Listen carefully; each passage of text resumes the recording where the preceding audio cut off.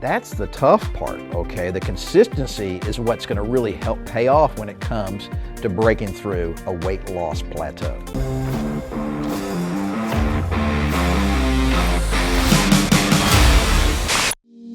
Hey, Mark McKill with Live Anabolic, and today I want to talk to all you guys out there that are trying to lose weight and it's been dropping off consistently, then boom, it stops and you've hit a plateau. How do you break through that plateau? Well, guess what? It happens to almost everybody, and I got a few tips that I want you guys to try, see if it helps. All right, so if you're one of those guys that has been losing weight, and then all of a sudden, for no particular reason, the weight just stops dropping off, then you're in good company, because that is very, very common. There's a few people out there that are lucky, that have great genetics. They just start eating correctly. They start exercising like they should. They just start being smart about their health, and their weight just starts dropping. And it's consistent week after week, month after month, all the way down till they meet their goals. But that is not the majority of people. The majority of people will lose weight for a little while, then their metabolism adjusts. And it adjusts to this new caloric intake that you have, all right? It adjusts to this new workout system you have. And it gets real efficient. Unfortunately, that's a bad thing if you're trying to lose weight. And so you hit a plateau. Your body figures out how to live at this new lower caloric intake, all right? Healthier foods, more exercise, which means it doesn't need to shed that excess fat. So I have 7 short little tips that will help a lot of you guys that are having this problem. Okay, tip number 1 is super simple. Eat more protein, all right? So why do we want to have more protein? Well, not only is it necessary for our body to take that protein and convert it into amino acids, which are then used to help build the muscle that we've torn down during our workouts, but protein also increases our metabolism. All right, so your body actually burns calories when it digests your food, and you got protein, fats, and carbohydrates, and protein burns more calories than the other 2 categories. All right, so your body actually burns calories while it's digesting the protein, and it also satiates you. So when you eat protein, and I don't care whether it's fish or chicken or beef or pork, even eggs, okay? So one of the neat things about protein is not only does it increase your metabolism, but it also makes you feel full, okay? It satiates you. So guys, it doesn't matter whether it's fish or pork or chicken or beef or eggs, just get more protein in your diet. Number 2, track your portion size, especially in America. So we just tend to eat way too big of portions. Now, when you're at home and you're serving up your own meals, you have a lot of control over that. Hopefully you don't have this problem. But when you're eating out at restaurants, even when you're ordering good, healthy food, for some reason, restaurants in America just serve humongous portions. All right, these big giant plates are just overflowing with food, even if it's healthy food. Sometimes it's just too much. So cut back, slow down your eating too. If you eat slower, it gives your body time to realize that you got food in your stomach, and it sends signals to your brain that says, yes, I'm starting to fill up, I'm feeling full. So slow down the eating, track your portion size, simple as that. All right, so number 3, if you've hit a plateau, we got to start trying different things. And one of those new things should be a supplement. So guys, we have something called Anabolic Shred. All right, you can just click the link below this video. It's real straightforward. It's just a pill.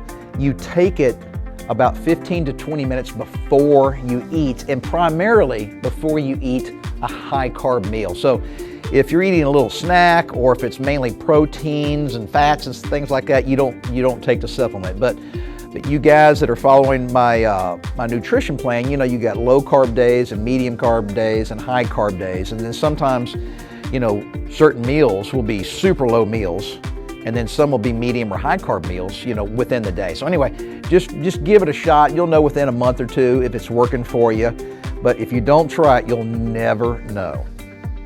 All right, I'm going to combine tips number 4 and 5 together, okay? First off, don't overeat after your workout. Some guys think that after they've done a really killer workout, it is time to just go pig out, all right? They think that, you know, your body needs all this protein and these carbs to refeed the muscle fibers. And you just don't need a lot of food after a workout. So just don't overdo it. Don't reward yourself for doing a fantastic HIIT workout and then ruin it by ingesting 1,000 calories when you only need maybe 300 or 400 calories.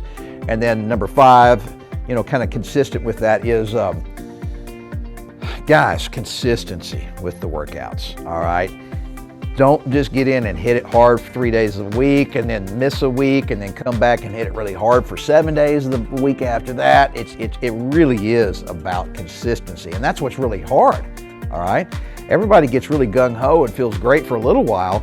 It's sticking with it over weeks and weeks and months. That's the tough part, okay? The consistency is what's gonna really help pay off when it comes to breaking through a weight loss plateau. All right, number 6 is a little different from other things I've been talking about, and that is some of you guys need to try technology. And when I'm saying that, I mean counting your steps. So there's these smart watches you can buy that will actually, you know, track how many steps you take throughout the day. It may just be that you're too sedentary. You may be consistent with your workouts, but heck, if your workout, you know, is only 30 minutes long and then the rest of the day you spend sitting in front of a computer or the TV, then that just ain't hacking it.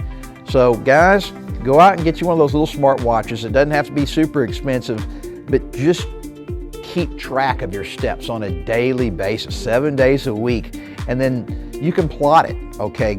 You know, you'll notice if it's going up or if it's up and down and just, you know, completely erratic. You know, you need to get to a certain point, all right? And then push yourself. You can challenge yourself. You can say, all right, wow, I did 15,000 steps today, you know, and it seemed fairly easy. So guys, super simple, just count your steps. Okay, finally, tip number 7, and I saved this for the last because it really doesn't apply to many of you guys watching right now. It's very rare, but some people, okay, overdo their diet.